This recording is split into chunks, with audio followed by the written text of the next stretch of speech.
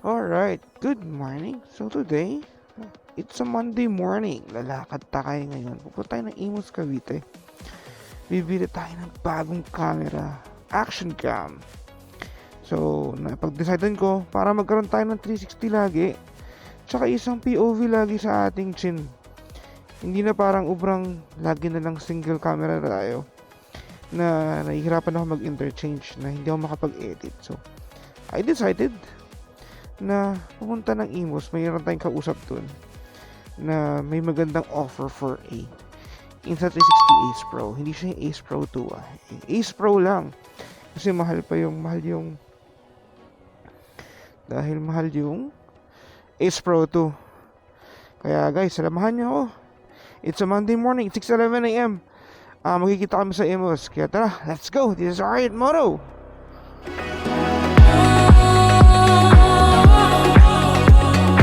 Good morning! So it's currently a Monday at sobrang luwag ngayon. Bakit nga ba? Kasi ngayon ay araw ng eleksyon. Shout out sa mga kababayan natin na boboto. At malamang pag in-upload ko to, tapos na ang eleksyon. Kaya I believe guys, kung sino mga boboto, sana po, maganda po at okay yung kandidatong pinipili ninyo. From senators to your local government officials like the congressman and mayors, councilors. Kaya guys, good luck po sa atin lahat sa Pilipinas. It's election day for the Philippines. Kaya ngayon napakaluwag, walang ganong traffic sa umaga dahil normally at 6:14 a.m. dapat marami ng sasakyan sa kalye. Pero ngayon, araw na eleksyon, it's a holiday. Kaya okay yung tayo bumiyaya ngayon. Kaya dahil stick around, I'm going to Imus. Kukuha tayo ng bagong camera. Let's go! Currently, SM Sukat na tayo. Dadaan tayo ng C5 extension going to Imus, Cavite. Normally, dumadaan tayo ng Danghari Road. Pero this time, kasi nakita ko yung pin location ng meetup place namin. Mas malapit yung way. Kung dadaan ako through C5 extension going to Cavite.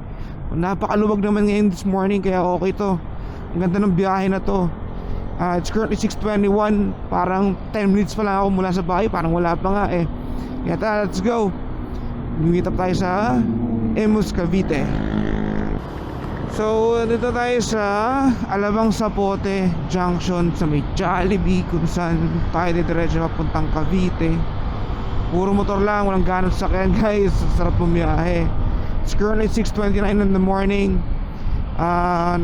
Ang check ko kasi from C5 extension 7.9 kilometers, malapit lang yun. Kaya kung walang traffic, approximately 7 nandun tayo kagad. Kaya guys, ito, dadaan tayo ng palengke. Medyo siksikan ng konti pero okay lang. Let's go. So we're 1 kilometer away from Lumina Point Mall, Imus, Cavite. Woo! Woo! Pangat nun Ayun, malapit na tayo guys. Bilis ang biyahe ko, grabe. 6:36 pa lang. 7 a.m. ang meetup time namin nung seller ng camera. So, just to give you a preview, bakit nga ba tayo bibili ng camera? Kasi, okay naman tong camera natin. Kasi, hindi naman to pangit, gamitin. The point is, kailangan ko ng bagong POV camera.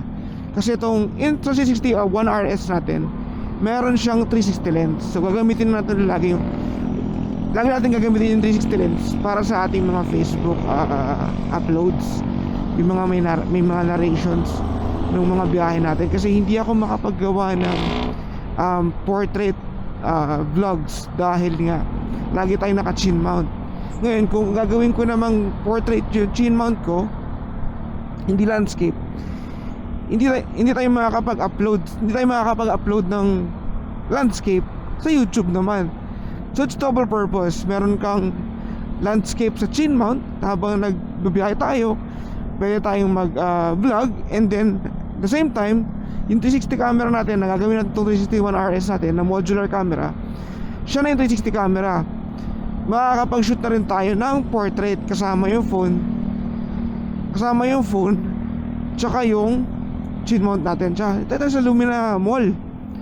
Antayin natin siya rito. Dito na tayo. A few moments later. Alright, so hindi ko na videoan si kuya sa nagbenta sa akin. Pero ang binili natin ngayon is the Insta360 Ace.